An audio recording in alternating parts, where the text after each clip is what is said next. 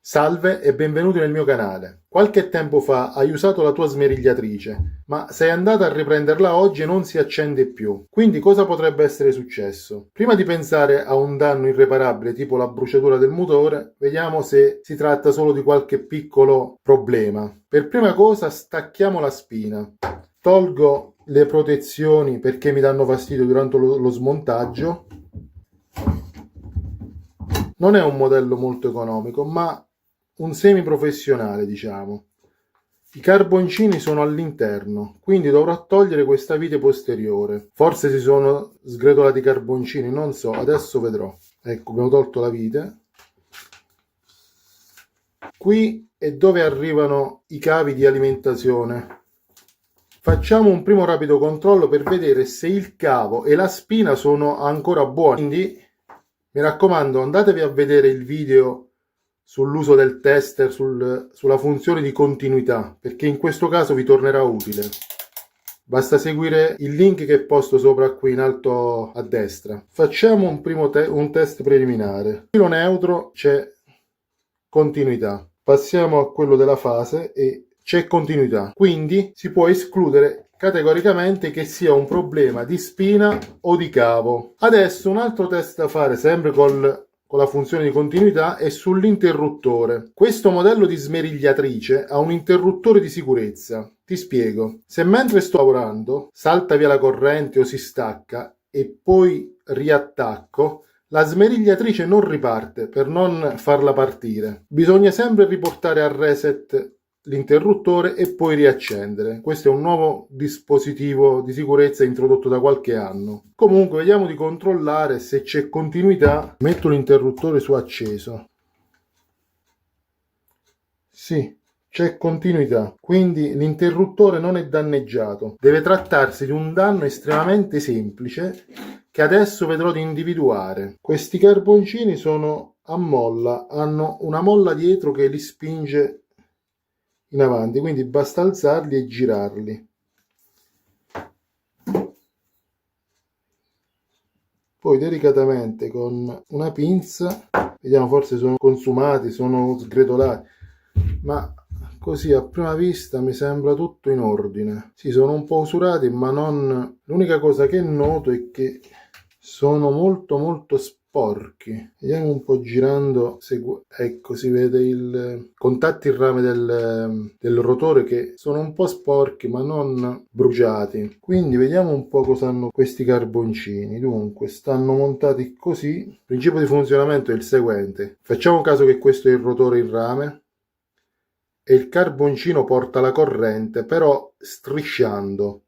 Quindi quella molla che abbiamo alzato sopra, questa molletta qua, ha il compito di mantenere costante la pressione sul carboncino in modo che, diciamo, possa avvenire il passaggio della corrente elettrica. Ora mi sta venendo il dubbio che questo carboncino, essendo molto sporco, non scorra bene dentro la guida e infatti si blocca un po', vedete, non scende dritto. Quindi mi viene il sospetto che la sporcizia faccia grippare il carboncino con la carcassa e di conseguenza la molla non ha la forza sufficiente per spingere. Quindi una volta che questi tendono a consumarsi strusciando, una volta che si è consumato qualche millesimo, si isola e la smerigliatrice non funziona più. È una mia ipotesi. Adesso faccio una pulizia di questi carboncini, da queste incrostazioni e della serie e poi vediamo se funziona. Utilizzerò un po' di acqua raggia, di diluente sintetico, che è un po' oleoso, non è corrosivo. Userò il suo tappino per... Poi un cotton fioc. Vediamo se veramente questo è sporco oppure...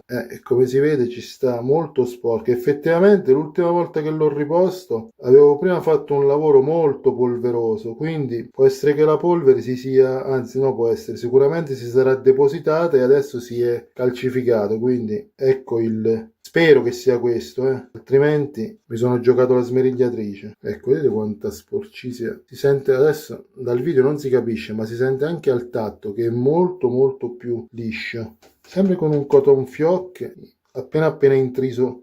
Pulisco anche la parete Vedete come è molto molto sporco. Ho fatto dei lavori di edilizia, quindi stiamo andando sicuramente la polvere di cemento e cose simili che sono molto collosi una volta che si saranno induriti. Adesso rimonto, vediamo se scorre. Vedete come è sceso subito? Prima rimaneva in alto, adesso è sceso subito. Lo ricollego, riposiziono questa molletta, faceva quasi da solo, così è scattata. Vede, questa molletta spinge sul rotore e il carboncino fa passare la corrente. Stesso lavoro faccio da quest'altro lato. Questo è ancora più sporco, è ancora più evidente. Guardate quanta polvere di cemento e sabbia ci sta dentro. Ci sarebbero altri controlli da effettuare con il tester sull'indotto e cose varie, ma non le faccio. Sapete perché? Perché se trovo che l'indotto è bruciato o il rotore, non mi serve a niente, perché il prezzo di riparazione costerebbe molto di più che di tutta la smerigliatrice intera, quindi neanche li controllo. Non è che trovo l'indotto rotto lo vado a ricomprare, ci compro uno nuovo, perché anche è antieconomico la riparazione. Voi dal video non lo sentite, ma io avverto molta più scorrevolezza. Questi sono in grafite, quindi già un materiale autolubrificante, e si sente che una volta pulito funzionano meglio. Mi sembra di aver pulito abbastanza. Ecco, abbiamo ricollegato pure questo. Rifaccio scendere la sua molla di, ecco qui, e già vedo che si sente più, si vedono più in fondo, quindi speriamo di averci preso. Faccio scorrere il copertura, rimetto pure la vite. Tanto se non è questo non so proprio cosa possa essere di riparabile economicamente, come ho già detto prima. A girare ruota tutto libero. Adesso ricollego la spina.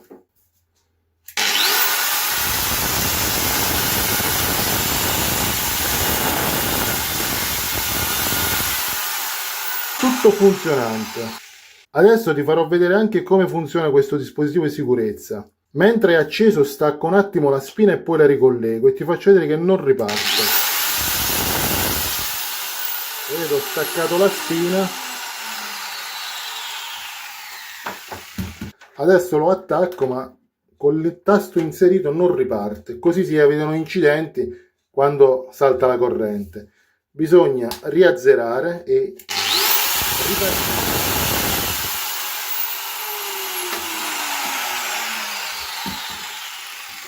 Riparazione effettuata, era un piccolo problema di sporcizia, quando sembra. Mi raccomando, se il video ti è piaciuto iscriviti al canale, metti un like e condividi. Se ti piacciono i contenuti del mio canale, puoi anche sostenermi facendo una piccola donazione seguendo il link in descrizione. Grazie.